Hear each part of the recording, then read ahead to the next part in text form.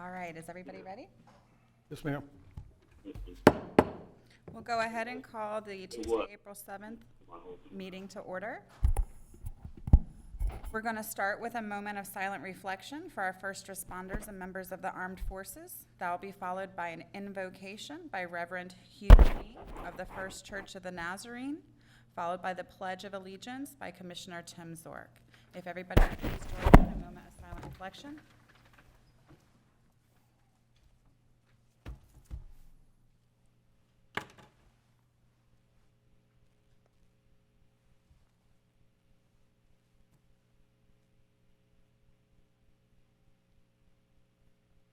Heavenly Father, we come to you today, and we acknowledge that you are God and we are not. You are sovereign and in control, and in these days we find ourselves struggling to see if there's anything we can control. One thing we can do this morning is turn to you and look for you for strength and help. And we would pray for all of our folks that are on the front lines and responding to the needs that are around us. And we pray for strength and we pray for protection, not only in this county, but for this country and literally for around the world. And then I'm reminded that your word tells us that every good and perfect gift comes from above. And so when we see neighbor helping neighbor and people going out of the way to do special things for one another in a very safe way, and even as these leaders seek to lead us in a way that helps this county move forward, as we anticipate better days, we know that every good gift is a reflection of you. So guide the deliberations today and everything that happens, and may we be quick to say that you are worthy of all praise. Amen. Amen. Please join me and face the flag. I pledge Allegiance to the flag of the United States of America and to the republic for which it stands, one nation, under God, indivisible, with liberty and justice for all.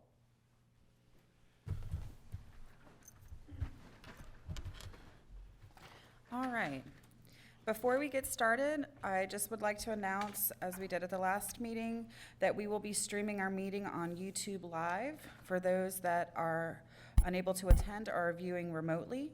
We'll be taking comments and questions via YouTube, and this will be relayed to the commissioners via our moderators. We would ask that if you're going to have a comment or question that you go ahead and submit it now, so we know when we get to that item that there are things that we may need to address. And with that, I'll turn it over to Mr. Reingold to go over our policy. Thank you very much. The use of the YouTube live program and the computer technology that we're utilizing is still subject to our social media policy, which states that Indian River County reserves the right to remove any content, including but not limited to profane language or content, personal attacks, sexual content or links to sexual content, content that includes unlawful conduct, comments that are clearly off topic from the posted topics, advertising services, entities, products, or solicitations of commerce, spam or links to other websites, pages, or accounts, and information that may compromise the safety or security of the public or public systems. Thank you very much. Back to the chair. Thank you. And with that, we'll move on to additions or deletions to the agenda. There are 2 items for deletion. Item 8I, approval of the license agreement with Vero Beach Amateur Radio Club, and 8U, award of a bid for medical services for persons with special needs. And we'll bring that back at a later date. Are there any other additions or deletions to the agenda? I believe 10B1, Dr. Conway indicated he would not be here this morning. Okay, 10B1. And I don't know, Jason, did he say he wanted to reschedule yet, or it's up in the air? He had stated he wanted to reschedule for either next week or the following week. I'm not clear on which one, so we will coordinate with him. That will either be on the 14th or the 21st. Okay. Any other additions or deletions? Madam Chair, move approval as amended. Second. Thank you. I have a motion by Commissioner Fleischer and a second by Commissioner Zork. All in favor? Aye. Opposed? Motion carries. D1, Dr. Conway indicated he was not this. He said he was. Coming back. Okay. All right, the next item on our agenda is proclamations and presentations. Our first proclamation is going to be a proclamation designating the month of April 20th, or April 2020 as Child Abuse Prevention Month. Commissioner Zork to present. Thank you, Madam Chair. This is a proclamation designating the month of April 2020 as Child Abuse Prevention Month. Whereas child abuse and neglect is a serious and growing problem affecting more than 3.2 million of our nation's children annually and over 3,500 children locally. And whereas the abuse and neglect of children can cause severe, costly, and lifelong problems, including physical and mental health problems, school failure, and criminal behavior, which all affects the society. And whereas increased public awareness of this devastating problem of child abuse and neglect is our strongest weapon in the fight to end it. And whereas community organizations such as the Exchange Clubs in Indian River County, the Exchange Club of Indian River County, the Exchange Club of the Treasure Coast, the Exchange Club of Vero Beach, the Exchange Club of Fellsmere, and the Exchange Club of Sebastian, and other organizations who make children a top priority, take action to support the physical, social, emotional, and educational development and competency of all children. And whereas during the month of April, Prevent Child Abuse Florida, in collaboration with the Governor's Office of Adoption and Child Protection, the Florida Department of Children and Families, and the Ounce of Prevention Fund of Florida, will implement Pinwheels for Prevention, a statewide campaign promoting awareness of healthy child development and positive parenting practices. The National Exchange Club will honor all children by wearing blue on Mondays during the month of April. Now therefore be it proclaimed by the Indian River County Board of County Commissioners that the month of April 2020 be designated as Child Abuse Prevention Month in Indian River County, and all residents are urged to engage in activities whose purpose is to strengthen families and communities to provide the optimal environment for healthy child development, adopted this 7th day of April 2020 and signed by all 5 county commissioners. Thank you, Madam Chair. Thank you, Commissioner Zork. And we'll make sure that the proper people get these proclamations. Our next item is a presentation of proclamation designating April 19th through April 25th, 2020 as Crime Victims' Rights Week. And I'll be reading that. It's my pleasure to read a proclamation designating April 19th through April 25th, 2020 as Crime Victims' Rights Week. Whereas victims of crime across America need and deserve support and assistance to help them cope with the consequences of crime. And whereas National Crime Victims' Rights Week offers us all the opportunity to promote strength and unity in helping victims and survivors of crime through a wide range of supportive services offered by over 10,000 community and justice system-based programs and the more than 32,000 federal and state statutes that define and protect their rights. And whereas, by being united against crime and for victims' rights and services, we gain strength as individuals, as communities, and as a nation as a whole, and offer strength to victims who seek to recover in the aftermath of crime. And whereas, America has joined together annually each April since 1981 to recognize the needs and rights of crime victims and survivors during National Crime Victims' Rights Week. Now, therefore, be it proclaimed by the Board of County Commissioners of Indian River County, Florida, that April 19th through April 25th, 2020, be designated as Crime Victims' Rights Week in Indian River County, and the Board honors crime victims and those who serve them during this week and throughout the year. Adopted this 7th day of April, 2020, and signed by all 5 county commissioners. Thank you, gentlemen.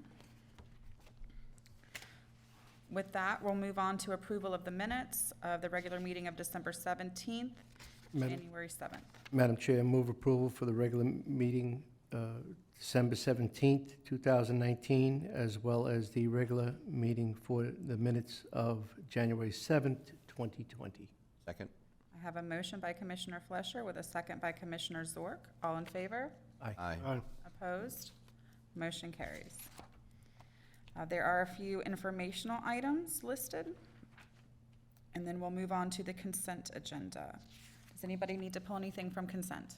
Madam Chair, I would like to pull 8R, please. 8R, okay. Anybody else need to pull anything? Anybody in the audience? Anybody at home? Seeing none, Madam Chair, move approval as amended. Second. I have a motion by Commissioner Flesher with a second by Commissioner Zork. All in favor? Aye. Opposed? Motion carries. Commissioner O'Brien, item 8R. Thank you, Madam Chair. This deals with a change in our purchasing requirements. Governor DeSantis has issued an executive order that would suspend any Florida statute that requires a quorum present for looking at competitive bids and sealed bids and things like that. The county attorney's office is recommending that we waive any statutory or local public meeting requirements pertaining to procurement to the extent permitted by the Executive Order 20-69 and authorize the use of communications media technology in order to make such meetings as transparent and accessible as possible. And since we are changing the way we do the purchasing and expenditure of county funds, I just wanted to pull this to give it a little bit more focus on it so the public knows what we're doing here, and we're doing it in the most transparent method possible. And I just, if anybody in the audience wishes to comment on this, would be fine. And if not, Madam Chair, I'll go ahead and move approval of item 8R. Second. All right, we have a motion and a second. Were there any comments? No? Seeing none, all in favor? Aye. Opposed? Motion carries. Thank you, gentlemen. With that, we'll move on to constitutional officers. The first item is Indian River County Sheriff Darrell Lohr regarding Law Enforcement Trust Fund. And I believe he is on the phone, perhaps? So I believe the sheriff is participating via teleconference, so. Good morning, Sheriff. Are you there?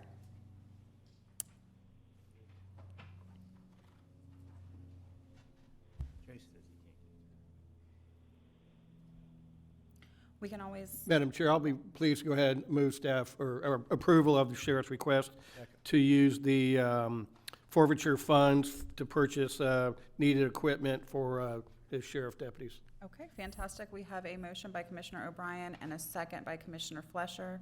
Jason, was there something you wanted to add? No, just having some technical difficulties with the sheriff getting through, but thank you. Well, it worked out. It seems like it's going to work out in his favor. And I think he'll be pleased. Commissioner Solari is not with us on the phone? Commissioner Solari? Are you on the line? I just want to confirm this way. That's correct. It appears he is not on. So- Okay. All right, so we do have a motion by Commissioner O'Brien with a second by Commissioner Flesher. Any discussion? All in favor? Aye. Opposed? Motion carries 4-0 with Commissioner Solari excused. All right, the next item is going to be Indian River County Clerk of the Circuit Court, Mr. Smith. Welcome. Notice of the CAFR and the PAFR. Just wanted to use my acronyms. Welcome, Madam Chairman. I just wanted to, in the interest of time, I'm not going to do a PowerPoint, but I just wanted to let you know the audit was finished, and we have no comments. I wanted to thank the staffs of my office, all the constitutionals, and the board's offices for the assistance in preparing that CAFR. We have submitted it for the Certificate of Excellence in Financial Reporting, which we have gotten for 36 straight years, and I have no doubt that this one will qualify as well. We also have the PAFR, that is the Popular Annual Financial Report, and it's prepared. I have one here to hand out to everybody, and I just wanted to make a notice that Commissioner O'Brien, your box is in your office because I put it there personally. Great, thank you, Jeff. And we made some changes on page 12 and 13 of the path of this popular report to indicate trends in revenue and expenditures for the last 5 years, and also that the debt is now down to $94 per capita. So, good job. That's amazing. Thank you. Outstanding. Thank you, sir. Well, Madam Chair, I'll go ahead and move that we accept the comprehensive and popular annual financial report. Madam Chair, I'll go ahead and move that we accept If you hold on, we'll get you on next, Sheriff. One moment. Oh, yeah, we're ironing out the Get through wrinkles this. here. There's- Well, that almost sounded like Commissioner Solari was trying to make the motion, so I'll be glad to change mine to the second. Was that Commissioner Solari? I thought he said he wanted to move approval, didn't he, or not? I don't care, it doesn't matter. I think that might be a stretch. Yeah. Oh, tell him we voted Sheriff it did down. not make a Cannot make a motion. motion. Yeah, But, we, then I will stand my motion to accept the CAFR and PAFR. all right. And- So we do have a motion by Commissioner O'Brien with a second by Commissioner Flesher. Thank you, Mr. Smith, for this. They're always look forward to this. My only concern is that when he gets the 37th award for this fine work, are we going to look at a budget amendment for a wall expansion? We'll have to talk to Rich about that. Yeah. All right. If And I don't there's- know if we want to, the sheriff seemed to want to say something, if we want to go back to him. Yeah, let me finish this motion and we can throw it back over to the sheriff real quick. All right, so we did have a motion by Commissioner O'Brien with a second by Commissioner Flesher. All in favor? Aye. Opposed? Motion carries 4-0 with Commissioner Solari excused. And now I believe the sheriff had a few comments. Welcome, Sheriff. All right, Sheriff, you're on. Welcome, Sheriff. Thank you, and good morning, Commissioners. I want to take the opportunity to thank you for passing that. It's much needed for our deputies that are in the field, and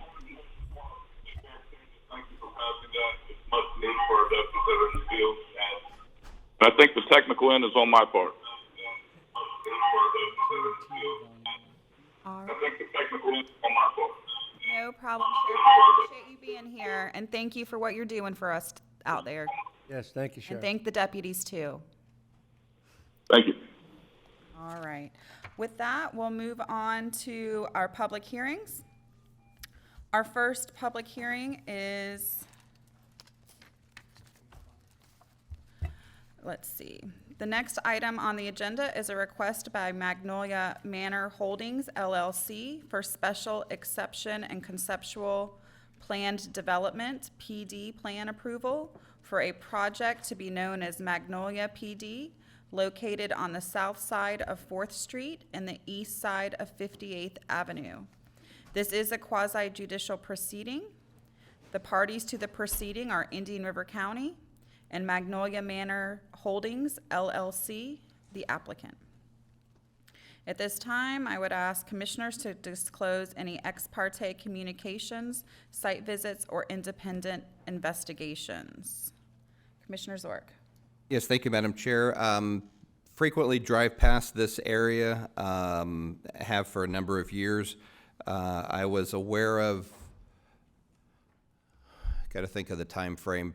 Before the property was purchased by the applicant, there was some other parties that had looked at that site that I had a conversation with that is not relative to the applicant today. There have been, prior to the application, though, I did have some conversations with the applicant. I did view the plat after it became public in the package that we had received out.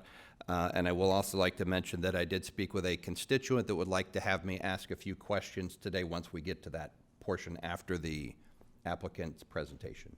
Okay, thank you. Commissioner Flesher. Thank you, Madam Chair. No, none that I know of. I do reside in Sebastian and pass there frequently. But that is about all. Have not looked at the site, and I didn't even know the applicant was about. Haven't seen him in at least 7 or 8 haircuts ago. All right. Well, I have had no ex parte communications, although I have driven by in normal course of travels from time to time. Commissioner- I live in South County, so I drive by quite often. What are you Commissioner, doing up by our neck of the woods? this is down in 4th Street, not Sebastian. Oh, okay. Well, I was wondering why you took the long way home. You drove all the way down to 4th Street to go to Sebastian. I go that way. But That Madam, shows that how Madam- much I really know about this project up to this point. All right, Madam Chair, other than drive-bys, I have no ex parte. Oh, okay, thank you. All right, and then we will need to confirm that the commissioners have an open mind and are able to base their decisions on the evidence presented and applicable law. Commissioner O'Brien. I can and will. And I can and will. I can and will. And will. Wonderful. All right, at this time, we will open the public hearing and ask the clerk to swear in all witnesses. Anybody that's present that will be speaking on this matter or adding comments, please stand and raise your right hand. Do you swear or affirm to tell the truth, the whole truth, and nothing but the truth? All right. With that, we will move on to a presentation by county staff. Thank you, Madam Chair, members of the commission. For the record, I am Ryan Sweeney, Chief of Current Development with the County Community Development Department. Today we have a request for special exception and conceptual PD plan approval for Magnolia Plan Development. A brief slide on the plan development process overview. The first step is the conceptual PD plan, which is a Planning and Zoning Commission recommendation followed by a board approval, and that's the request today. There's also the second step, which is the preliminary PD plan plat approval, which can be approved at the Planning and Zoning Commission level. And in this case, they requested concurrent approvals, so the P&Z has already granted preliminary PD approval subject to the board approving the conceptual PD today. The third step is the land development permit or waiver, which is reviewed and approved at the staff level. And the fourth step is the final PD plan plat, which is approved again at the board level. And again, the Planning and Zoning Commission at its February 27th meeting voted 5-0 to grant preliminary PD plan plat approval and to recommend that the board grant special exception and conceptual PD approval with staff recommended conditions.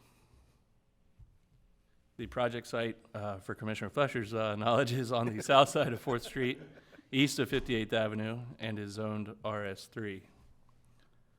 The overall aerial of the project showing the existing conditions, it's a former abandoned citrus grove. To the north is a single-family home and also abandoned citrus grove. To the east is the Stonebridge subdivision. To the south, Orchard Park PD, which is a project that was recently developed and homes are being built now. And to the west are agriculturally zoned properties, the southern portion of which is inside the urban service area and the northern portion is outside of the urban service area. The project aerial showing the proposed layout over top of the existing aerial provides a little more concept here. And the proposed development is roughly 37.14 acres. It consists of 77 single-family units at 2.07 units per acre. And through the PD process, they are seeking waivers for increases or reductions in minimum lot size, minimum building setbacks, maximum building coverage, and minimum right-of-way width. And those waivers are offset by increased project open space areas, large perimeter setbacks, increased recreation area, a connected pedestrian path to the project to the south, which is again Orchard Park PD, and restoration of the 4th Street asphalt pavement along the project's frontage. The conceptual PD plan layout shown here is a phased project with roughly the west half being phase 1, everything west of the main north-south road, and the east half being phase 2. You will see, or you'll notice probably, that there are relatively large lake areas, which is partly in due part to the cut and fill balance. This project is in a floodplain, so the lakes are larger than normal, and is part of the reason why this project is being proposed as a PD. And also, well, actually, let me move to the next slide here. Through the PD process, again, the project is seeking waivers, and I'm not going to go through every one of them, but for the RS3's typical, the minimum lot size is 12,000 square feet. Through the waivers, they're seeking reduced lot size at 7,800 square feet, reduced lot width from 80 down to 65, reduced setbacks, and ultimately increased building coverage on those lots. A typical RS3 lot at 12,000 square feet with 30% building coverage yields a maximum 3,600 square foot building footprint. And even with the reduced size and increased lot coverage here, they're still only at 3,500 square feet under the proposed PD design. And lastly, the right-of-way width, the standard right-of-way is 50 feet. They're going down to 48, but with 10-foot easements, so ultimately providing 68 feet of utility and drainage corridor. The project's traffic circulation plan includes a gated full-movement driveway connection to 4th Street, and as part of the PD process, Public Works identified that there are improvements that need to be made to the existing 4th Street segment along the project's frontage. The project also includes typical internal sidewalks as well as a pedestrian system that loops around the perimeter of the stormwater ponds, and a pedestrian connection again to the project to the south, which is the Orchard Park PD. The required dedications, improvements, and conditions for this project, again, 4th Street restoration of the asphalt pavement along the project's frontage, internal sidewalks with a connection to the south. Streetlights are required within the project and will be owned and maintained by the property association. Landscape buffer requirements and tree mitigation, which we'll touch on in just a minute. And there will need to be a final jurisdictional wetland determination at the land development permit stage. The project's proposed perimeter buffering plan requires 25-foot wide type B buffers along the north, east, and south project perimeters, as well as the south half of the west perimeter. The north half is a 50-foot wide type B buffer where the properties opposite 58th Avenue are outside of the urban service area. The project is, again, proposing public benefits to offset the requested waivers through the PD process, which includes increased recreation, pedestrian connection to the development to the south, increased home setbacks from the east and west perimeters, so it's centralized, an increased project open space of 48% as compared to the minimum 40, and the restoration of the 4th Street pavement along the project frontage. And staff's recommendation is that the board grant special exception and conceptual PD plan approval for the Magnolia PD with conditions listed in staff's report. And again, I'll just highlight that's final street lighting, landscape buffering and tree mitigation plans at LDP, a wetlands determination from the St. John's Water Management District at LDP, 4th Street pavement restoration, gated pedestrian connection to Orchard Park, and internal sidewalks throughout the project. Thank you. Thank you. Commissioners, do you have any questions for staff at this time? Yes, Madam Chair, I have the ones from the constituent I spoke with on the phone yesterday. They were somewhat covered in the presentation, but I'll ask them specifically. Was there a traffic study provided to show how the distribution of traffic would be addressed on 4th Street? I know some will go east and some will go west, but was there a traffic study submitted at some point during the process? Yes, Madam Chair, Commissioner Zork, this project does trigger the traffic impact study requirements in our code. One was submitted, reviewed, and approved, and as part of that, it does show the proposed number of trips and how they're dispersed Okay, great. onto 4th Street. The next question she had is, I know we addressed the stormwater conditions, which is why we have the ponds on the site, but they want to just make sure that there's no stormwater from this project that would go to the residents to the east where she lives. Correct, Madam Chair, Commissioner Zork. I kind of skimmed over it, but there is also a perimeter swale that's an existing swale that will be maintained through the project design, and they are required to keep everything on site. Okay, and the last one was regarding the berm and buffer around the site, and I said that was a county requirement that we have between projects. And I know on your illustration you kind of showed the different buffers. Their main concern is the one on the eastern portion of the property. Yeah, Madam Chair, Commissioner Zork. So because this is a PD, it does trigger increased buffering around the entire perimeter. And so along the east, again, it's a 25-foot wide buffer with a combination berm and hedge on that side. So not only will it buffer between this project and the neighboring project, but it will also serve to keep the water on this side of the project. Okay, great. That is the questions that she wanted to make sure I asked for her today. Thank you. Okay. Commissioners, other questions? Yes, Commissioner O'Brien. Thank you, Madam Chair. Ryan, can you go back on your slides to the one of the aerial that shows the stormwater ponds? There, that one. So I know that they market these as the stormwater ponds or lakes. You know, hey, you can get a lakefront lot.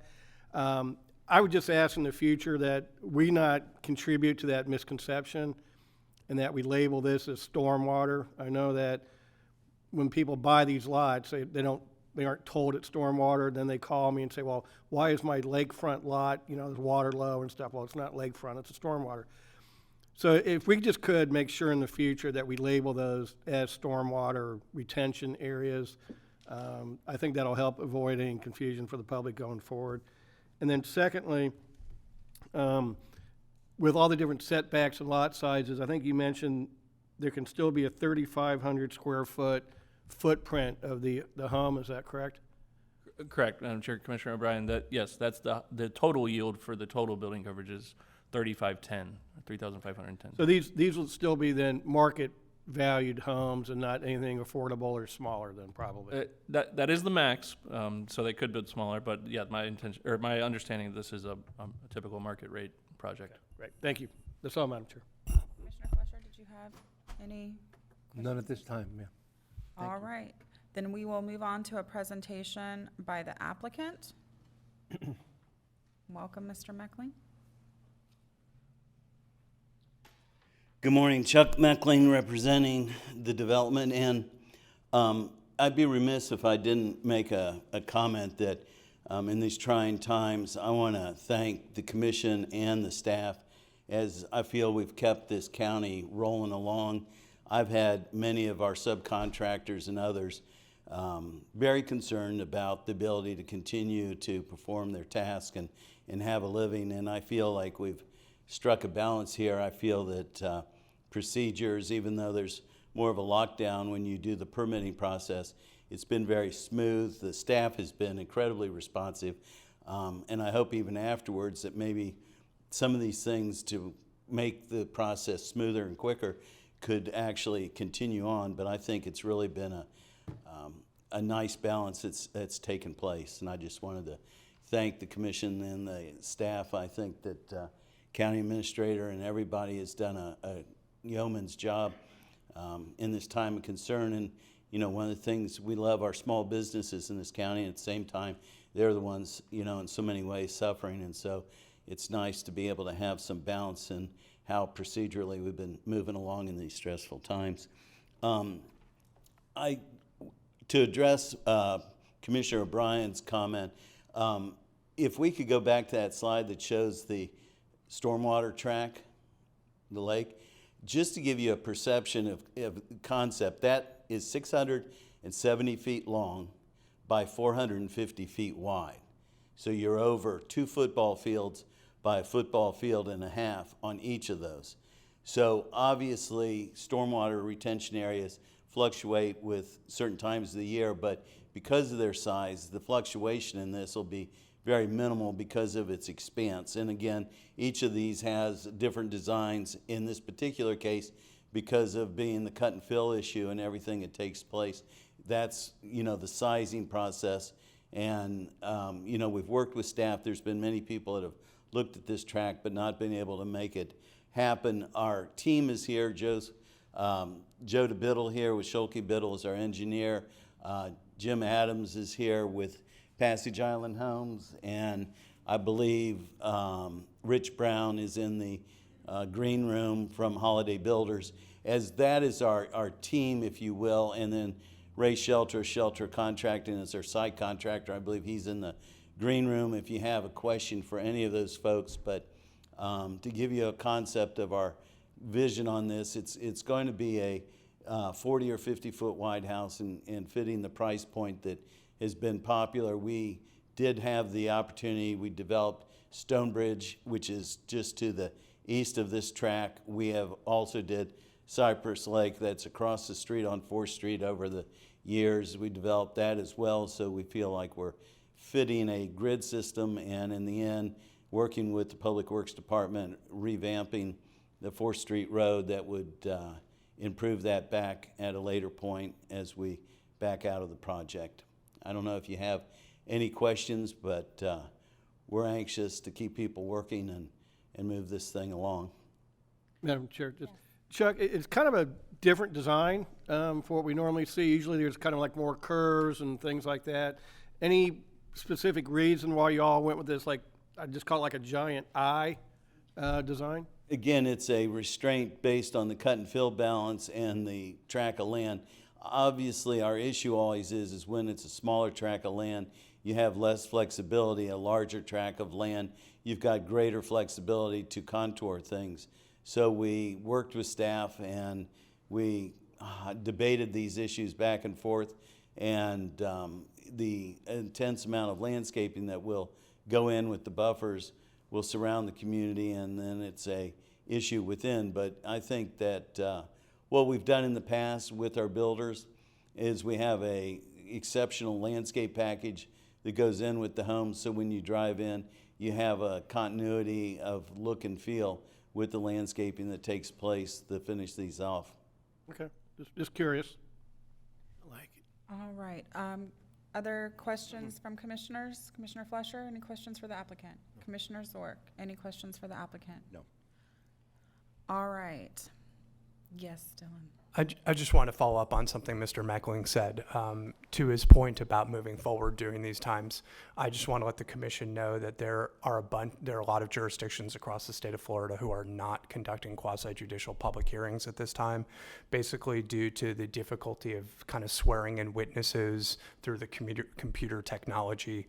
I know Mr. Meckling and I talked yesterday and just wanted him to publicly acknowledge that he was moving forward today at his risk, and acknowledge that if anyone participated online or through computer technology, that they wouldn't have an ability to be sworn in as we typically would do under our rules. And I acknowledge that. Thank you. Thank you, Mr. Meckling. All right, if there's no other questions for the applicant or county staff at this time, we will go ahead and open for public input. Before we do that, I believe, Brian, that there has been some questions or comments via YouTube. Yes. So I'll turn that over to you. We had James Johns from 379 53rd Circle, Vero Beach. Mr. Johns commented that he listened to his neighbor's concern at the last meeting about traffic on 4th Street where the entrance would be, and he must concur with her assessment. Additionally, the street at that specific entrance location is overloaded at rush hour and mid-afternoon and cannot handle any more traffic. His suggestion is that the entrance be moved to 58th Street. Additional cars added to that narrow part of the 4th Street will create a traffic nightmare. And then additionally, he had one question. Mr. Johns asked, what is the nature of the opaque barrier on the east side of the development? Sure. Thank you, Madam Chair. Mr. Johns, I believe, did attend the Planning and Zoning Commission meeting, which was back in February, and a lot of these same issues were raised.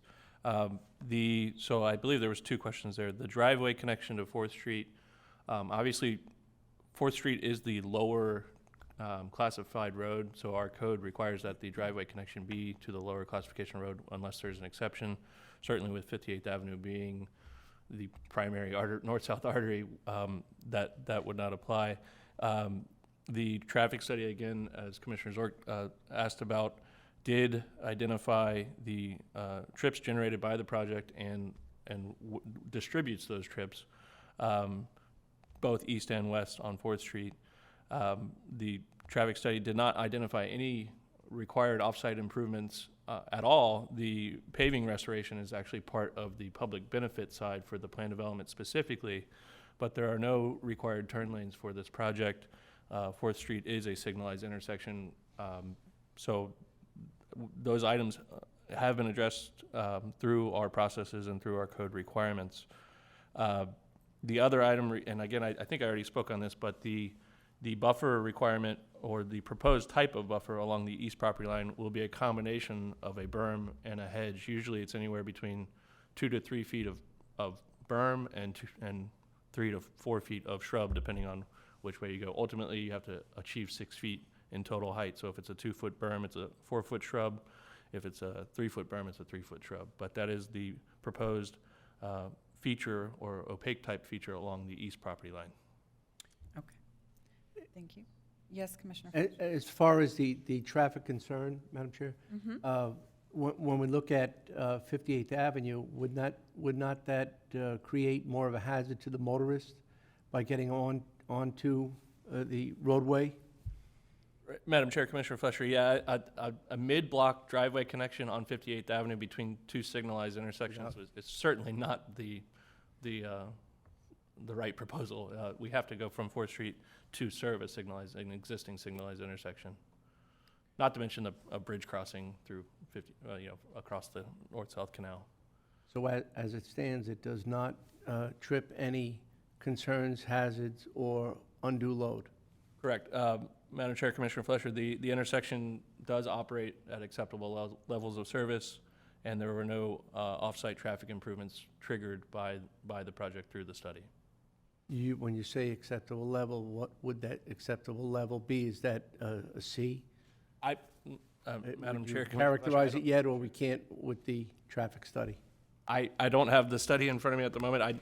I know if it triggered a level of service failure, we would have to be either recommending denial or suggesting a different project to make up that level of service, but it did not trigger the level of service failure. I'm not sure what the level of service is for that intersection off the top of my head. I apologize. Thank you, sir. Okay. Check the conference. Sure. Is there anyone in a conference room that wishes to speak at this time?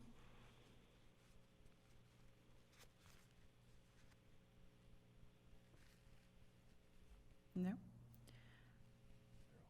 All right. Nobody in the conference room, no additional comments on YouTube. So with that, we will open it to any public that's here physically and would like to speak on this item. Please come to the podium and state your name and address for the record.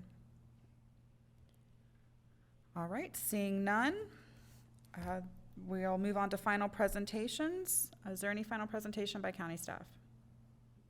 No, Madam Chair, thank you. Any final presentation by the applicant? No? All right, and all documents and evidence have been admitted to the clerk. With that, we will close the public hearing. Commissioners? Madam Chair, move approval. Second. All right, I have a motion by Commissioner Fletcher and a second by Commissioner Zork for approval. Any further discussion? Yes. Madam Chair, just, I appreciate the comments of the residents in nearby subdivisions. But I would like to point out that this project is an RS3 zoning, so it could be 3 units per acre, and it's coming in at 2.07, so it's significantly below the possible density they could have achieved. I think there is a lot of open space, and I think the buffers are pretty substantial, and that this also is within the urban service area, and this is where we do want to direct growth like this, because this is where we provide services. And I would speculate that the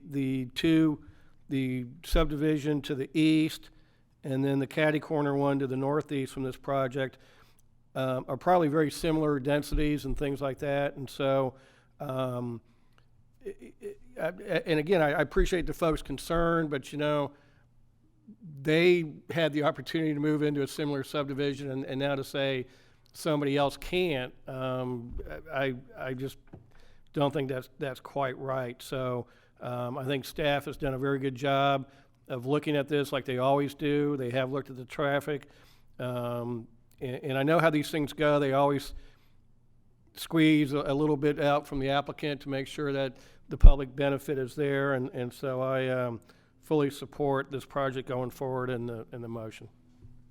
All right. With that, we do have a motion by Commissioner Fletcher with a second by Commissioner Zork. All in favor? Aye. Opposed?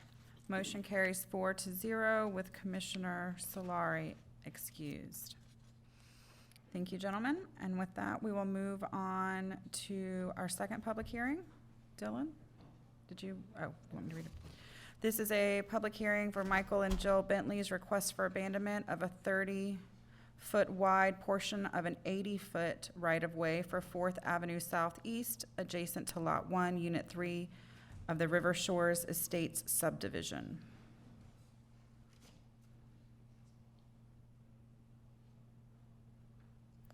Oh, no, you're fine. Do we need to go through the? There's no question. Oh, I'm sorry. Thank you. It's all very confusing right now, I'm so sorry. bear with us all. Going on. Thank you, Madam Chair. For the record, I am Ryan Sweeney, Chief of Current Development with the County Community Development Department. This is a request for right-of-way abandonment to be known as the Bentley right-of-way abandonment. The request is to abandon 30 feet of an existing 80-foot wide platted right-of-way for 4th Avenue Southeast, south of 12th Place Southeast in the River Shores Estates subdivision, and the applicant is the adjacent property owner.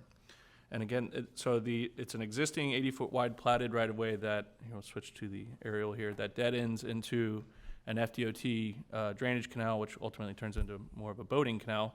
And so they are requesting that 30 of the 80 feet be abandoned. Through our right-of-way abandonment procedures, the county departments and other interested agencies reviewed and approved with a condition that a easement be retained over the entire 30 feet to be abandoned. So that would be a public drainage and utility easement. And the end result is that the applicant, which is the adjacent property owner, gains 20 additional feet of buildable area if they were to want to do an addition or a shed or some other structure in that 20 feet.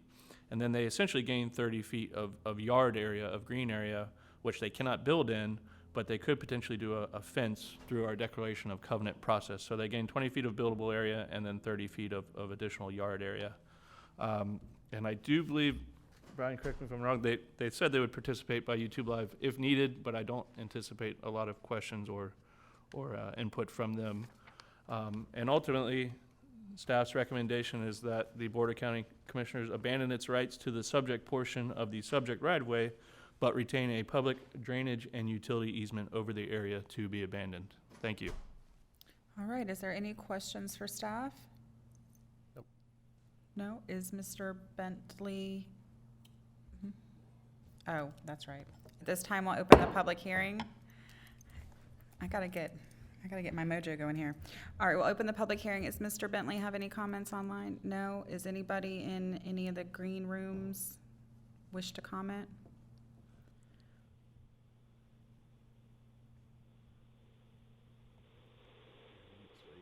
No? Anybody wishing to comment? Okay. Commissioners, questions, comments, concerns, or what is your pleasure? Move staff recommendation. Second. I have a motion by Commissioner O'Brien and a second by Commissioner Zork. Any further discussion? Seeing none, all in favor? Aye. Opposed? Motion carries 4-0 with Commissioner Solari excused.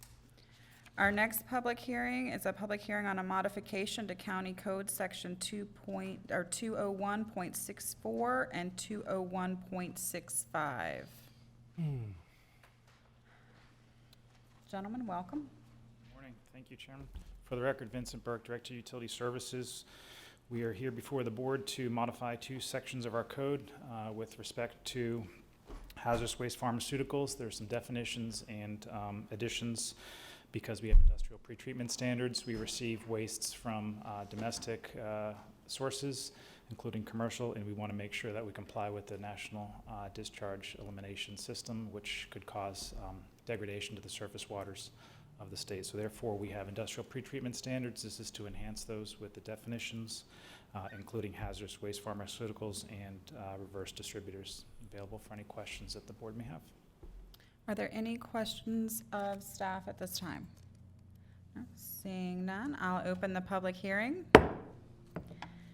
Are there any questions or any comments from the public? Brian, are there anybody online? Anybody in the green rooms wishing to speak? All right, seeing none. There is nobody currently here that wishes to speak, so we will close the public hearing. Commissioners, Madam Chair, move approval as presented. I have a motion by Commissioner Flesher with a second by Commissioner O'Brien. All in favor? Aye. Opposed? Motion carries 4-0 with Commissioner Solari excused. Our next public hearing is consideration of amendment to land development regulations, changing the list of uses in agricultural zoning districts to prohibit commercial or residential lawn care services. This is the first of 2 required public hearings. Mr. Reingold, I believe you had. Thank you. You've actually covered most of what I was going to say. This is the first of 2 public hearings on this matter, and it was scheduled for today. We recommend that the board open the public hearing today and then continue the public hearing, take no action, and continue it until April 21st or other future date as the board seems appropriate. All right.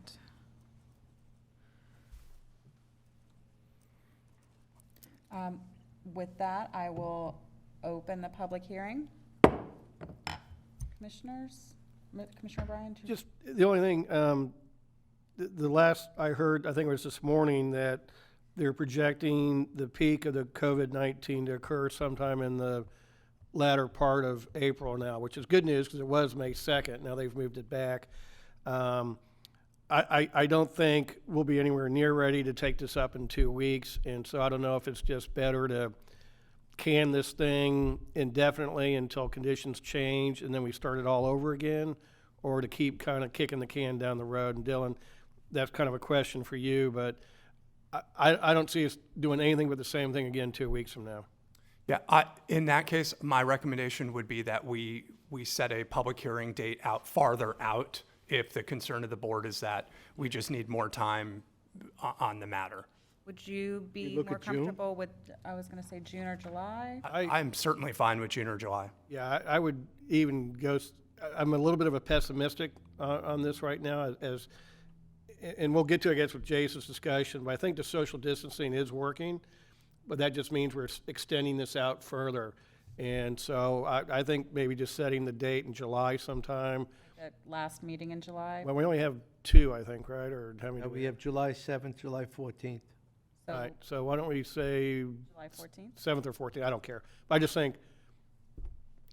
think 2 weeks from now, we're not going to be anywhere No, different. I would agree. than And we to are right continue now. to kick it is kind of ridiculous, and Yeah. it's causing some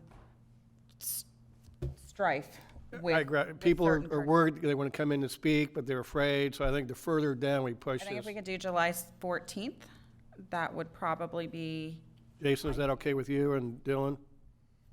Yeah, that works for me. I would only note that the second hearing, we usually take the break after that, so the second hearing would probably not come till August or September think that's with that, but staff has no problem with that. I think it definitely makes sense to kind of put folks at ease. I think we already have folks that are here today, I see, that are worried about something happening. So I think it might be good to, and our goal is during this time that we can have these meetings and get business conducted, but I don't think now is the time to try to tackle something that is controversial where a lot of people want to speak. I don't think that's a good idea. So I'm in agreement with moving that to July 14th. and I think if the second meeting doesn't happen till August, that's fine, because everybody's minds are elsewhere, so providing that extra time for everybody Yeah. to kind of grasp and appropriate. would be for the best. So if that's kind of the consensus, what is our process? I think, Madam Chair, if you want to just see if there's any comment of the people who are here or online, and then when you close the public hearing, I'll be glad to make the motion that we kick it to July. Or I won't actually close it. We Okay. will just make the motion to extend it till July 14th. Continue. Okay. All right. Is there anybody from the public that wishes to speak on this item that's here today? Is there anybody online, Brian? Or in the green rooms? Anybody in the green room? No? Okay. With that, commissioners, now, Madam Chair, I'd like to go ahead and make a motion that we continue this to July 14, 2020. Second. all right, we have a motion by Commissioner O'Brien with a second by Commissioner Flesher. Any further discussion? All in favor? Aye. Opposed? Motion carries 4-0 with Commissioner Solari excused. Yep. And so legally, this first public hearing will now be continued until the July 14th meeting. Okay, wonderful. All right, with that, We do not have a public discussion item or a public notice item, so we will move on to county administrators matters. Jason, coronavirus update. All right, thank you, Madam Chair. Good morning, Commissioners. Want to provide an update on the coronavirus, where we are, and then we also have Miranda Hawker here, who following my presentation, is going to make a brief presentation on the stats and everything. So I want to start with a quote from President Trump from a week ago today. I'm not going to read all this, but I think there's some key things. So he says, "Our country is in the midst of a great national trial, unlike any we have ever faced before. We're at war with a deadly virus. Success in this fight will require the full, absolute measure of our collective strength, love, and devotion. Each of us has the power through our own choices and actions to save American lives and rescue the most vulnerable among us. Every citizen is being called upon to make sacrifices. Every business is being asked to fulfill its patriotic duty. Every community is making fundamental changes to how we live, work, and interact." So I think those words from a week ago today kind of frame what we're facing. And I think they also frame our ability to have power over what we're facing and to change and overcome this challenge that we're facing. Pursuant to that type of thought, last week on April 1st, Governor DeSantis issued his Executive Order 2091, which is the Safer at Home order that became effective at 12:01 on Friday, April 3rd, and that is what we're operating under now, where folks are supposed to stay at home and only make those essential trips. They can go to work in essential businesses and go make those trips to the grocery store, get medicine. People are allowed to exercise and recreate, but the goal is safer at home, to stay at home if you don't need to. And I want to thank Governor DeSantis for his leadership there. I think it provides the right message to our folks. I think what I see in driving around in Indian River County is our citizens largely complying with that, which I think that's good news. I think, in all of these times, whether it's a hurricane or the coronavirus that we're facing today, I have to commend Indian River County residents. I think, you see some, for lack of a better word, nonsense that happens in other places a lot of times. And I think for the most part, we're very fortunate that our citizens and our residents in Indian River County do the things they need to do and behave in the right way. And all of that's going to help and make a difference. So the safer at home and the social distancing, why do we do it?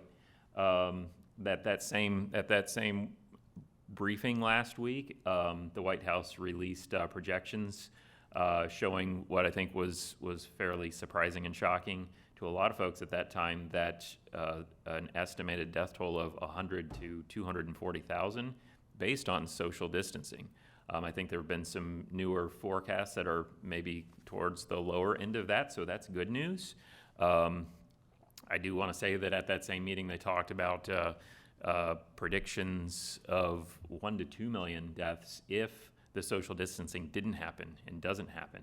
So, and I want to comment that these are just projections. They're only as good as the assumptions that they're built upon.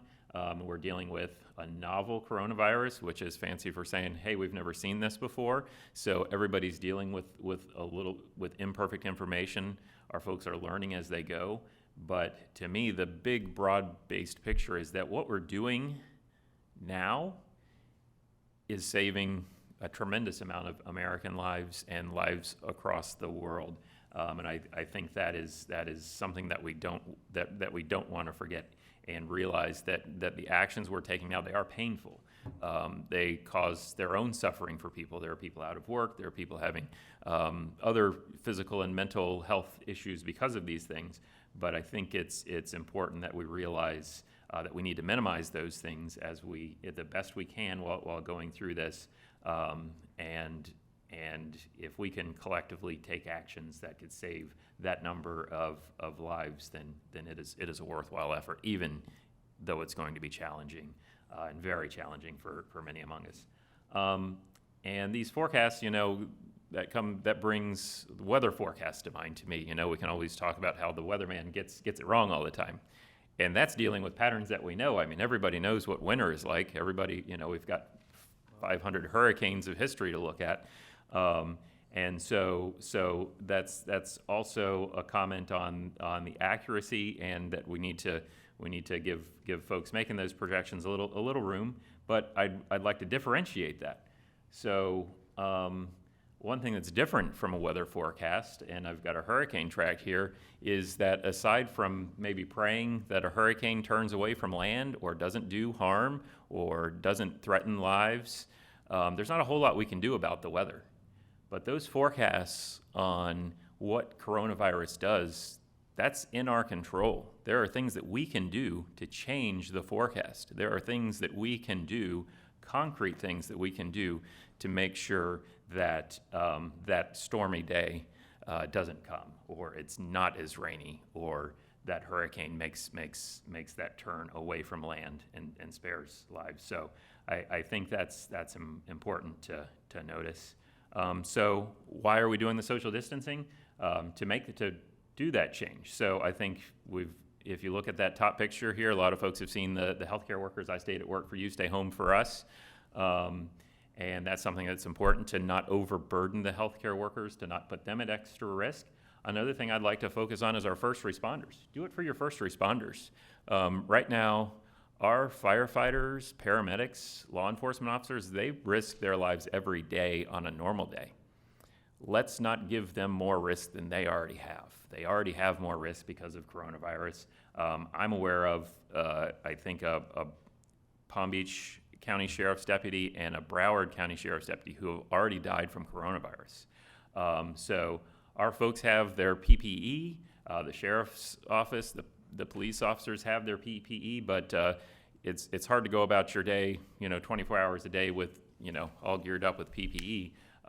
And it's hard to do policing from 6 feet apart. You can't always stay 6 feet apart from people to do policing.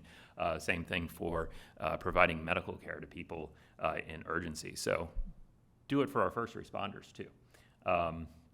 And you've seen a lot about the flatten the curve, so you've got the healthcare threshold, trying not to overwhelm that medical system. So, you can say you're flattening this out and you're stretching it out, and that's a valid point, but you're also not overloading hospitals, which result in additional people potentially having a worse outcome than might be without that. So that's just a little bit of the kind of the why.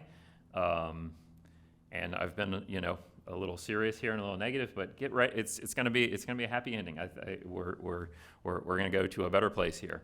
But before that, I just want to use some words from the U.S. Surgeon General, Vice Admiral Jerome Adams, from Sunday, I believe. So he says this is going to be our Pearl Harbor moment, our 9/11 moment. It's not going to be localized. It's going to be happening all over the country, and I want America to understand that. But then he also goes on to say, I want Americans to understand that as hard as this week is going to be, there is a light at the end of the tunnel. And so I want to talk a little bit about the threats, the Pearl Harbor moments, but the light, and what this country has done in the past, and what I believe we will do here with coronavirus. So here's the Pearl Harbor moment. Our country has risen to the challenge before, and not by way of comparison or equating this to any of these past challenges we've faced, like World War II. Not equating them to this, to that, but I want to use those as a lesson and kind of a message. And here's my message, that Pearl Harbor was attacked. We got involved in World War II. The United States of America defeated the Nazis, won World War II. Without our intervention, most experts agree that that would probably not have been the outcome. So we have done this before, over and over again. It's going to take sacrifice. I've got there on the top of the screen, those are food stamps. On the upper right corner, those aren't food stamps that the government gives you for free food. Those are food ration stamps. So folks were drafted, went off to war, fought war, risked their lives, died, and the folks that stayed behind ended up working in factories. The wives worked in the factories their husbands used to work in, and then the food was rationed because there was a lack of food, lack of rubber for tires for trucks to transport that around the country. So there was sacrifice there. But we also prevailed. We've done this again and again in our history. Whether it's other military-type terrorist attacks like 9/11, or these diseases, health diseases like we've faced. So you see the iron lung there. We've defeated polio, measles, smallpox, HIV, any number of medical things that we've overcome, and things that we're still working on. From cancer, we haven't cured cancer, but we've sure got a lot of better outcomes these days than we used to. And I just want to talk about how these things can be similar. And if you'll indulge me, I'll go to a story about September 11th. That was a Tuesday morning. I was at a county, and we all know where we were when these things happen, right?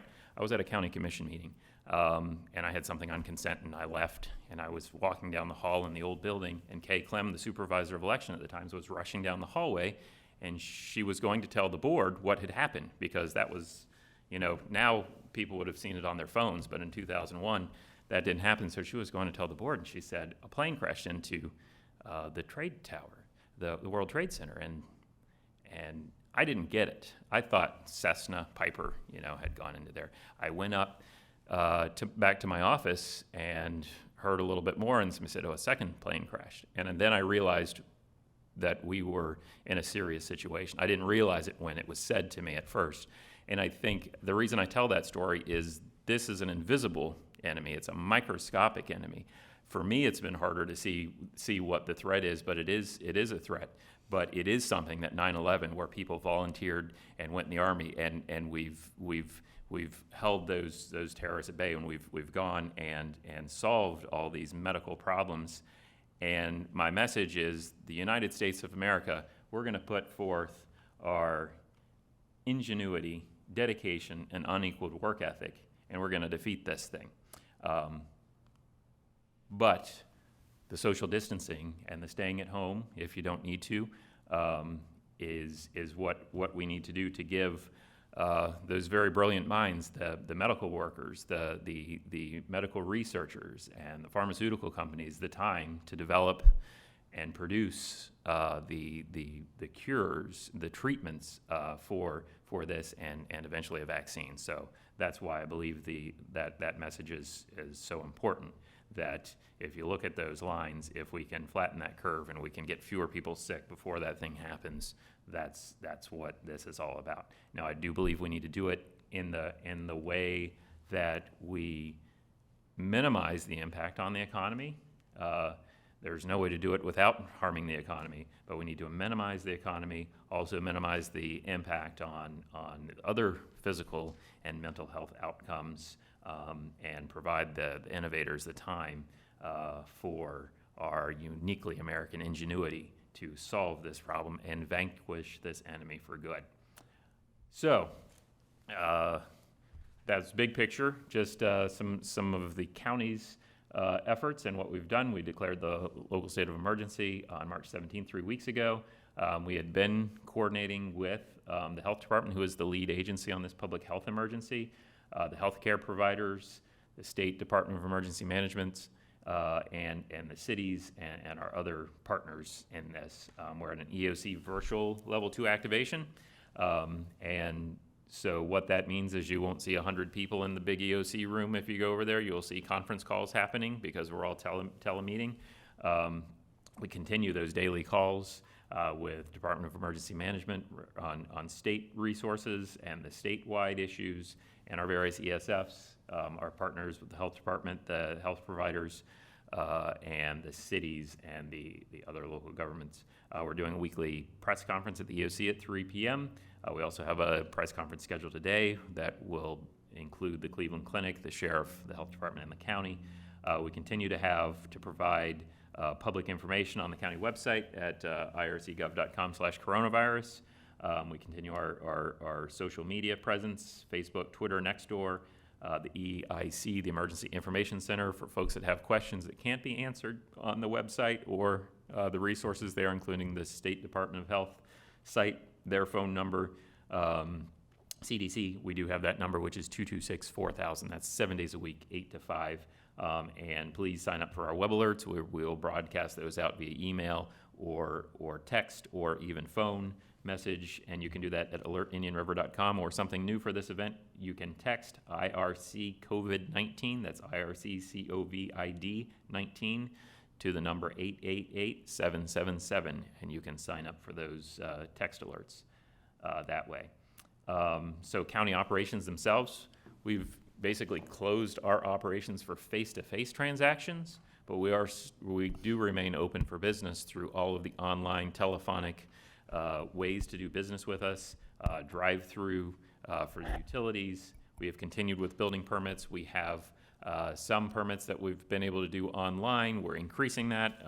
Community Development's working on a draft electronic permit procedures for additional permit types. It's called, they're very good at acronyms down there, SPACE, Simple Permitting Automation for COVID-19 Emergency. And I think as Chuck Meckling talked about, these we're finalizing this to come out here shortly to have more electronic permitting capabilities, and that is something that we can continue on after this event as well. Doing that same thing for all of our development review. So go to the website, and we are trying to keep open for business, keeping the building construction and development community moving so that we do minimize that economic damage. Same thing for bill paying. You can pay online through the drive-through, or we also have the atrium open for the folks that need to drop off those paper permits. If it's not something we can accomplish here, or something that the applicant is prepared to do, we do have that. We've closed many of our facilities with those face-to-face interactions, IG Center, pools, libraries, but we are promoting our online resources, the ebooks. There's the Hoopla, Big Library Read, Kindle books, all those things, audiobooks.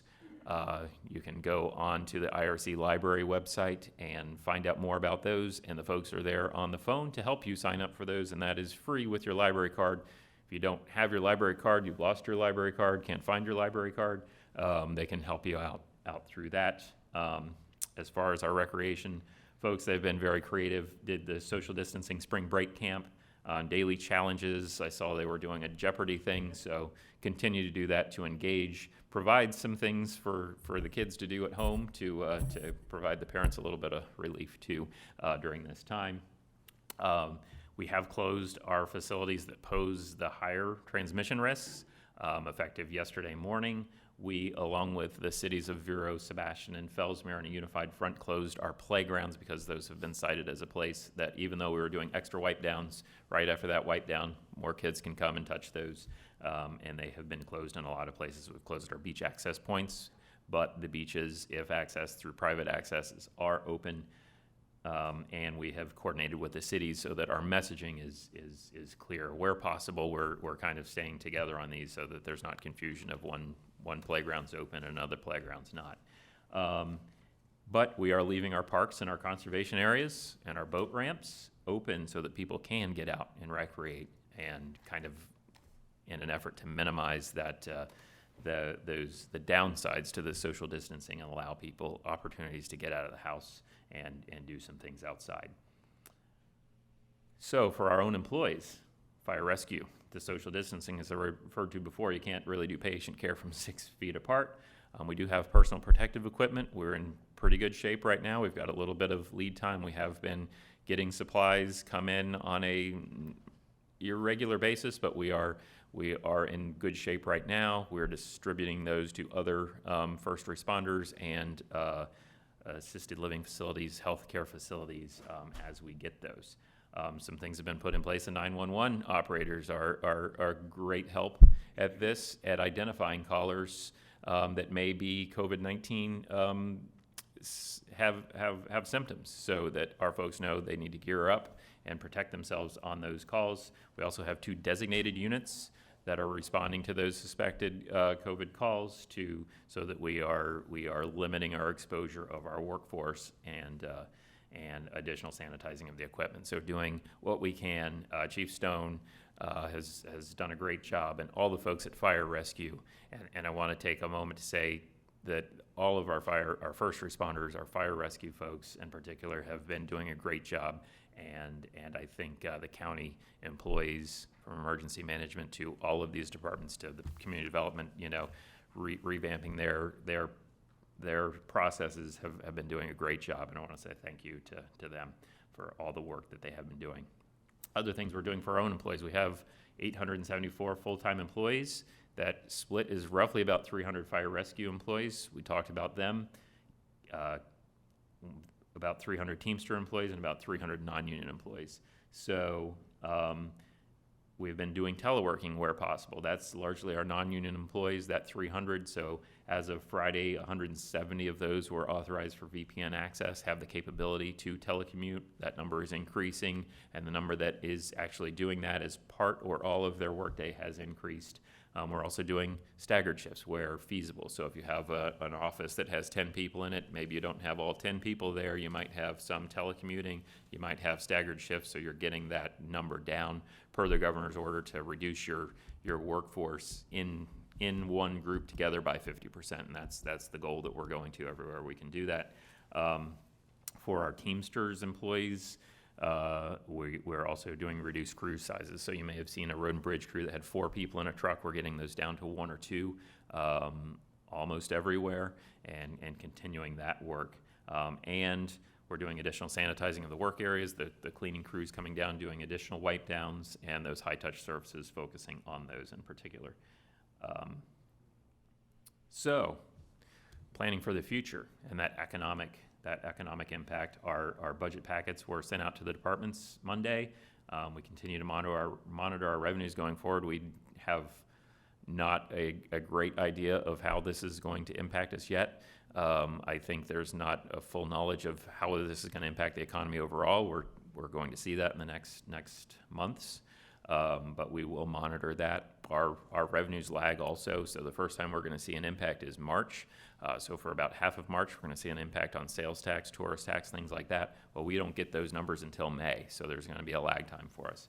But we are doing things to limit our expenses to non-COVID related things. We're spending some more money on COVID related items, but we are avoiding unnecessary non-COVID expenses. This includes travel limits. There aren't going to be a lot of conferences in person going on over the next few months, but also fuel prices, you'll notice, have gone way down. In our budget, we spend about $2.5 million on fuel a year. So there's a savings there, but we've locked that up. We've said, if you're going to have another $20,000 in your department because the fuel prices have gone down, we're not taking that and moving that somewhere else and spending it on something. So we're trying to make those adjustments, tightening the belt, and providing the ability to continue our operations as well as we can and minimize that burden on the taxpayers. Some things we've been looking at is our land acquisition bonds. There's one more year of those, and doing preliminary planning of maybe paying down the remaining balance of that, which would give about $250,000 relief to all our taxpayers. And then on the other side, fast-tracking our capital projects. We've got a lot of projects in the pipeline, some going on. 43rd Avenue comes to mind.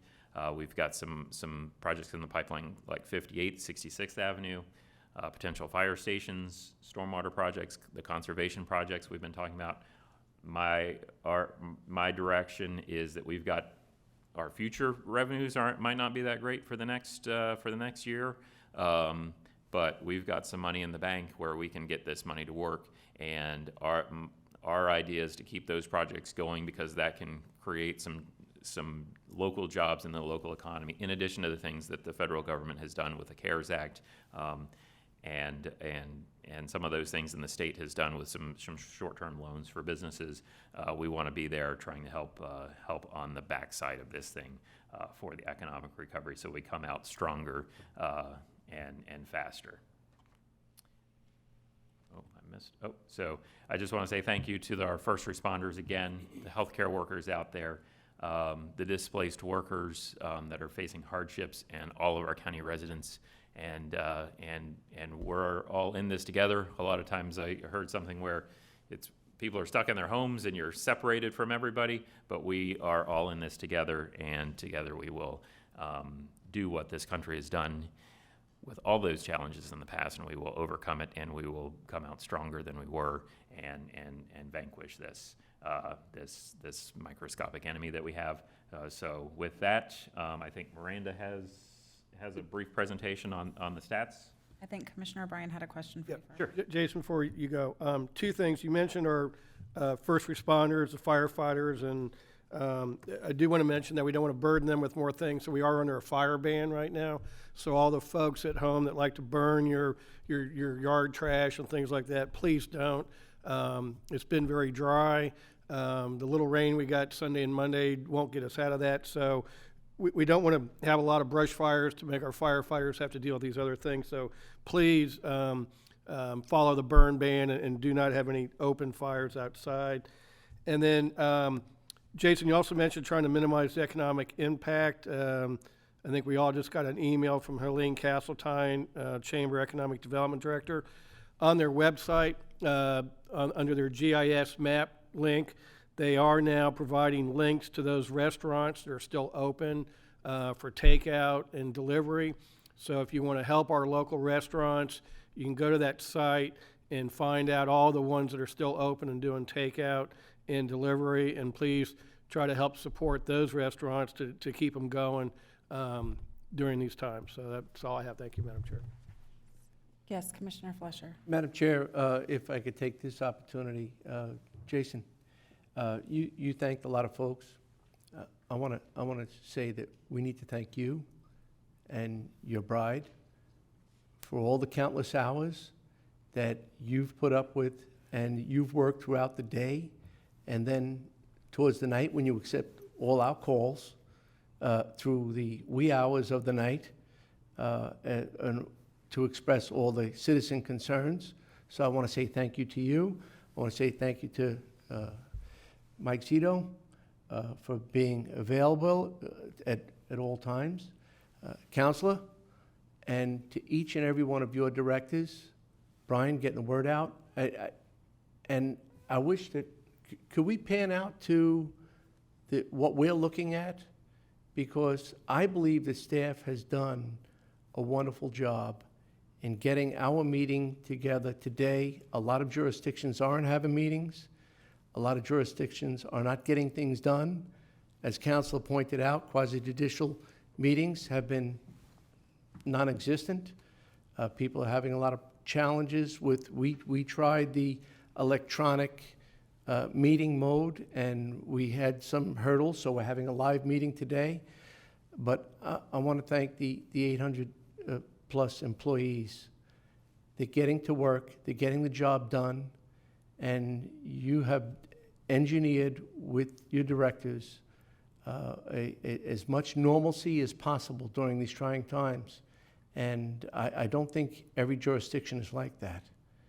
So we're very fortunate. And finally, I want to thank the residents. As you were writing about, I've been writing about each day, everyone has been very cooperative. They're getting it so we don't all get it, COVID-19. They're responding to the stores. I saw so many acts of kindness come out. It reminded me of the hurricanes, except there's no place to go. You have to stay in place.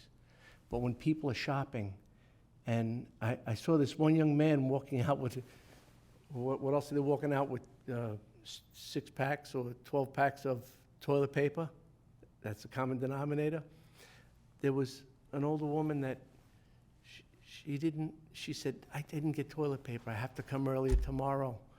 And he tore open the package and just handed her 6 after he paid for it. And it sounds so simple, but so many of those acts of kindness are happening, and people riding bikes, saying hello, waving from a distance, wearing masks, wearing gloves. And I think that's why our numbers are where they are, because we have a great county and we have a great infrastructure. And I only hope that we only have to endure this for a short period of time. And I don't believe that in looking at the national projections, the other jurisdictions are extremely encumbered, especially the most congested jurisdictions. The place where I came from is kind of heavy right now. We're not experiencing that, And it's because of all of you and all of our citizens for being who they are and what they are, and knowing it was time to take action and to do it. And I know it's getting frustrating, but a couple more weeks and perhaps maybe we can remove the tape from the seats and walking about, and you might even see more than one person or two people together. So let's keep the faith. But I just want to thank everybody because that's why it's happening. Thank you, Commissioner Fleischer. We are very lucky to live in such a wonderful community. We do. Miranda, did you have some comments or an update? Welcome.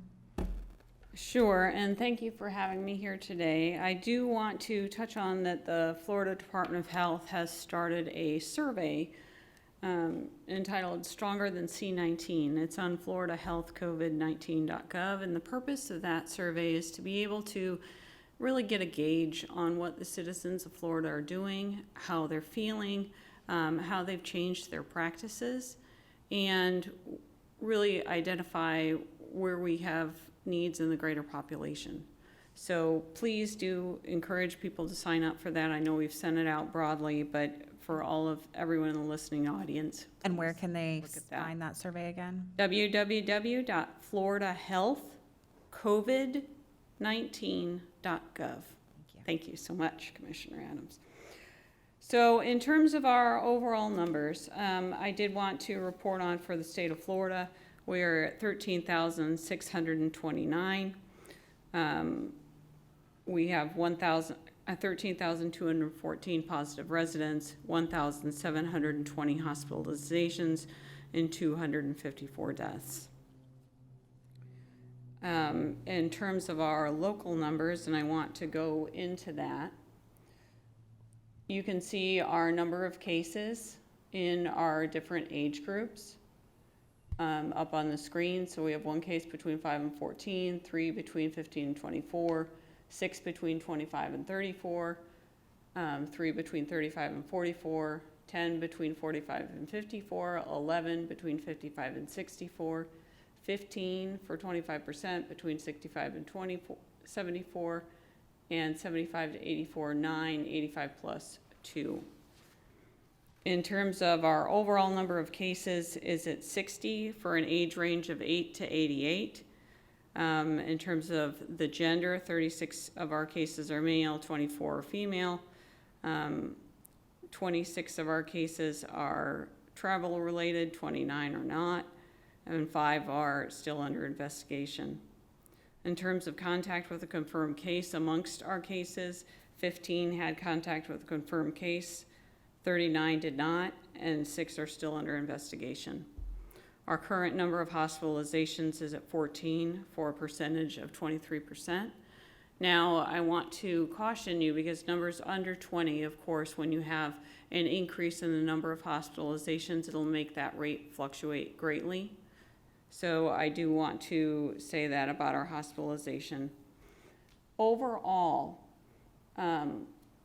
we are looking at, from the modeling software that the Department of Health is looking at, we're looking at a peak in Florida to April 21st. Now, that's not to say that on April 21st, life is going to return to normal. That means that our peak is projected to be April 21st. And so after that, you'll see a gradual reduction in the amount of cases. But the practices that people have in place now, we want to keep in place that social distancing, keep in place the vigilant hand washing, the vigilant use of hand sanitizers where hand washing is not available. That is so important in minimizing our number of cases. And please know, we are not by any means out of the woods. The hospitalizations, that's a cumulative number, is that correct? Yes. That's not 14 people in the hospital now? It's ever being hospitalized. Right, okay, so it's cumulative number, okay. I don't have that current number at the moment. As of a couple of days ago, I believe that was at 10, but that would be a question that could be addressed at the press conference. So this is just another way of looking at our confirmed COVID-19 cases by age group. And you can see the great number of cases that we have in this county are above age 45. our hospitalizations by age group. This is another way of looking at the data that I just told you. So a great number of our hospitalizations are over the age of 55. And that's consistent with what we see in terms of CDC data. This is our COVID-19 cases when they were confirmed in our system. And so although you can see some fluctuation in the number of cases, it's just how many are reported to by day. And so we don't view this as we've had a peak and coming down. That's not what this data says to us. So in terms of our percentage of positive cases by tests, that is something that we look at. And so this tells you by day, how many versus the number of tests that were done by that day in terms of percentage, how many were positive. But overall, this number is at 9%. We do have cases out there that are still pending for report, so that will be a combination by LabCorp cases or Quest that are private labs, and that's taking a longer period of time, or the Department of Health, which our lab at the Bureau of Public Health Labs takes about 24 to 48 hours, but we're prioritizing use of that lab for specific cases, depending on acuity. And I'd like to answer any questions you have, but what I can tell you, and Cheryl Dunn, our environmental manager, is with me here today. She is over our entire response to our long-term care facilities in coordination with those groups. So she would be able to answer any questions pertaining to both nursing homes and ALFs. But she's been in extensive contact with them, and that's a coordinated effort. I can also tell you that we are in a frequent contact with emergency management in terms of coordination of our local response effort. And I'd like to answer any questions at this point. Thank you. Commissioners? Yeah, Miranda, I was reading this morning, I think, that there is now becoming available like a 5-minute test for the COVID-19. Is that correct? And do you know how widespread the distribution of that test would be in Florida coming up? We currently do not have that that capability within our county, I can tell you. And there's a limited amount of those tests that are being shipped out. So I don't have a forecast on that at the moment. I can tell you that Cleveland Clinic and Union River Hospital has a shorter response time, and specifically Dr. Rosenkrantz would be able to speak to that in his briefing this afternoon.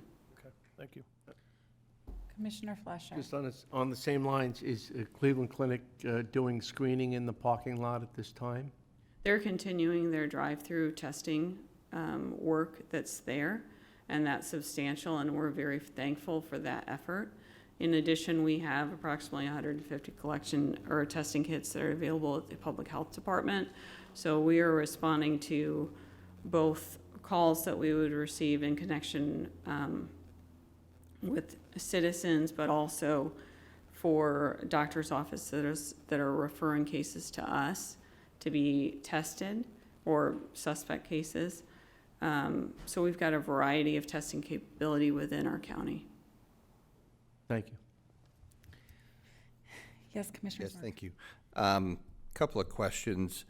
Can you walk through, because we don't want people just showing up to test sites without getting pre-screened, is there a particular number they should call? I know we have a lot of people that don't carry a primary physician anymore. So who should they contact first if they do not have a primary care physician? So if they do not have a primary care physician, what we would like them to do is call both Treasure Coast Community Health or Whole Family Health, because they would need to be evaluated by a physician first to determine if there's an additional reason for their illness. Now, if that physician would determine that they meet the screening criteria, then they could either call Cleveland Clinic and Union River Hospital, or they could call the county health department at 794-7411, and we would be able to answer those questions. But we really want people to call ahead if they think they have COVID-19. Second, we have our total count. At what point would we start releasing data of people that have come through the process? They're now back to normal from a health perspective, kind of seeing some signs of hope that some people are coming out the other end, and now I don't know how you report that data once they've gone through the cycle of the virus. So that's a really difficult data point. So that would be talking about recovery. Right. And so some countries look at recovery as 14 days from the date of the onset for the case. Some countries, there are questions whether you consider someone recovered X number of days out from the virus as somebody recovered if they're still experiencing some symptoms, or if they have some longer term effects that it's taken them to be recovered. So that's highly variable, and that's a difficult number to pin down. What we look at in public health in terms of the characteristics of the outbreak that we're having, we look at the hospitalization rate. So I look at how many people are hospitalized in terms of our total amount. We currently don't have any deaths in our county, so that's another indicator that we look at in terms of disease severity. But the Department of Health does not track that recovery number at this point because it is so variable and it's difficult to define. Okay. All right, thank you. Any other questions for Miranda? No, Miranda, I see that we've had a cumulative of 14 hospitalized, so it's safe to say that the majority of our cases are isolating and self-quarantining at home and are not in need of hospitalization services. That's correct. A great number of, when we look across the nation, between 80 and 84% of people will have mild to moderate illness, and then there will be people that may have underlying health conditions or that disease progresses and they do need hospitalization. That's correct. That's a good sign. Thank you. Yes. One more question, and just to clarify, if somebody comes from one of the tri-state areas or Louisiana, they are, whether you're from the city of New York or New York State, or you're from Newark versus Trenton, if you're from those areas and you happen to end up in our area, you're supposed to follow the executive orders of self-quarantining. I came across an individual who, from a far distance away, was saying that since he wasn't from the city of New York, he didn't have to do anything, and somehow he made it through, through the roadblocks or whatever coming into the state. And I just stressed with them that if you're from, your car has New York plates on it, you need to comply with the executive orders. Yes, that's correct. So people that are coming into our county from that tri-state area are asked to self-isolate for 14 days. I do want to stress that we have cases within our county without travel history as well, and so we do have communities spread within the state of Florida. Thank you. Okay. All right. Thank you, Miranda. We do always appreciate your update on this and all the hard work that the health department is doing. Thanks so much.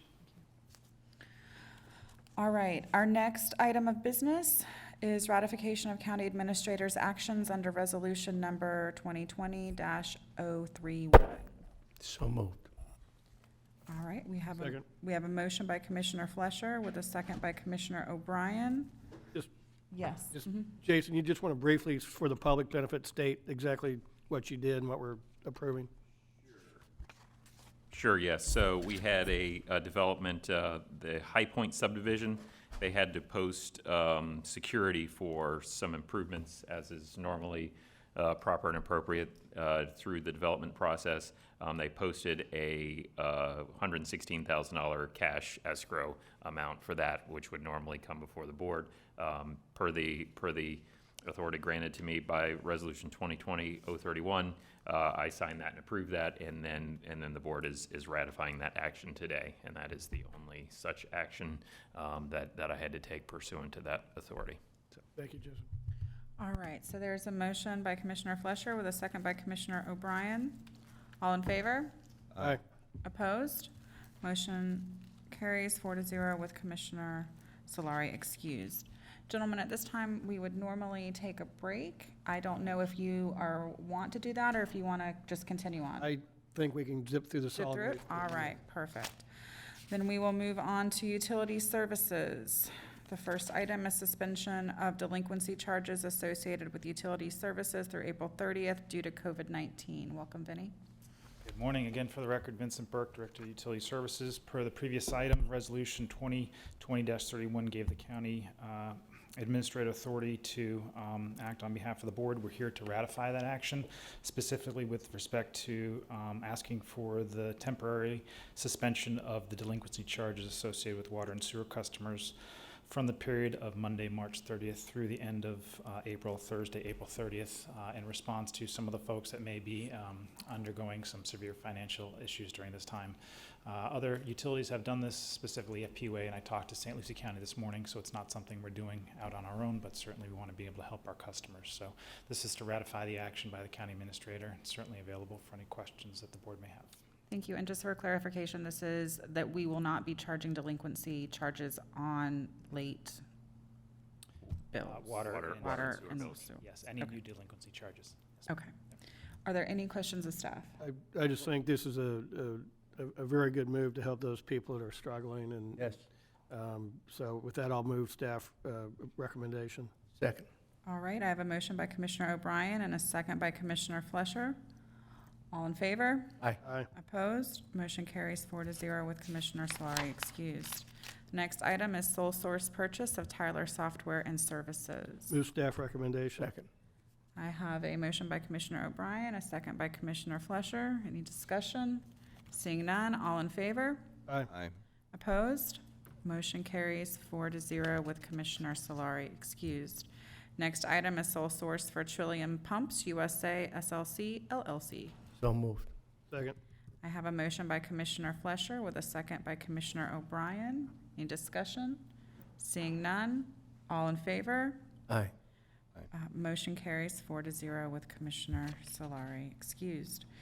We'll move on to Commissioners' Matters. The first item is Commissioner Zork, discussion on the Coronavirus Aid, Relief, and Economic Security Act. Commissioner Zork. Yes, thank you, Madam Chair. This is just a piece of resource for the public. And sometimes when you put these things up, the information gets shared quite heavily beforehand. So there's not a lot of explanation with this. There is a link on this. There is one link that's missing from this, which was a 60-minute audio Q&A from local businesses and a presentation by Raymond and Associates that covers it in very good detail. If anybody would like the more in-depth audio link for that, I'd be happy to provide that to them. And the link that's on the attachment should function through the online agenda search. You can click on that, and you may find that to be helpful information. Thank you, Madam Chair. All right, thank you, Commissioner Zork, for that. And we will move on to Solid Waste Disposal District. The first item is approval of the minutes of November 19th, and we also have the minutes of December 10th. We could. Move approval. So moved. All right, we have a motion by Commissioner, I'll give it to O'Brien, with a second by Commissioner Flesher.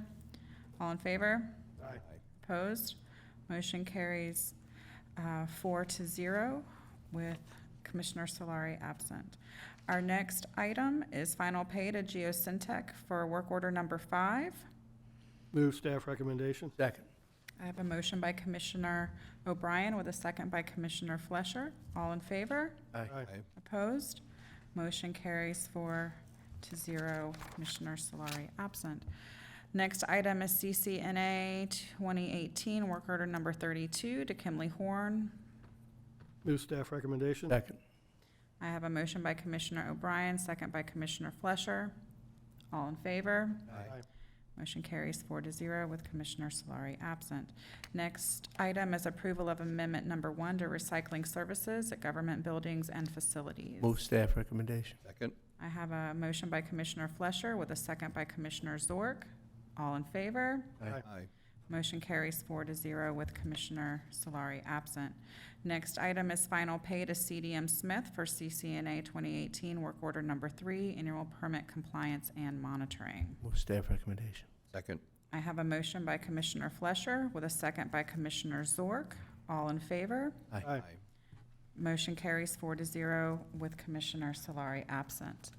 And if there's anything else for the good of the order?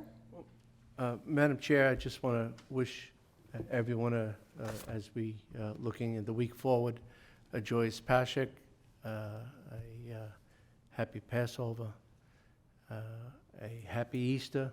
I realize that the Seder's and the Easter Sunday gatherings will be scant, and the Easter egg hunts will be limited. There'll be Easter egg hides in the home. But we all have our spirit and our belief, and we have the strength. So let's be guided by what we have and not what we don't have. And we won't see an abundance, but as they say, there's always next year. And we won't have COVID-19. So we may have an abundance next year, which is overwhelming. But I just wanted to wish everyone a great holiday. And yeah, you'll be with your family. Thank you. Chair, just to follow up on Commissioner Fletcher's comment, I would like to point out that the Prime Minister of New Zealand declared that the Tooth Fairy and the Easter Bunny are essential services. Now, she did quantify it that they might be busy with their own families and dealing with things, but they are declared as essential services, so things do keep going on. That's wonderful. And I just want to remind everybody as we close to continue practicing your social distancing. It's very important that everybody do that as a community so we can get through this as a community safely. So with that, we stand adjourned.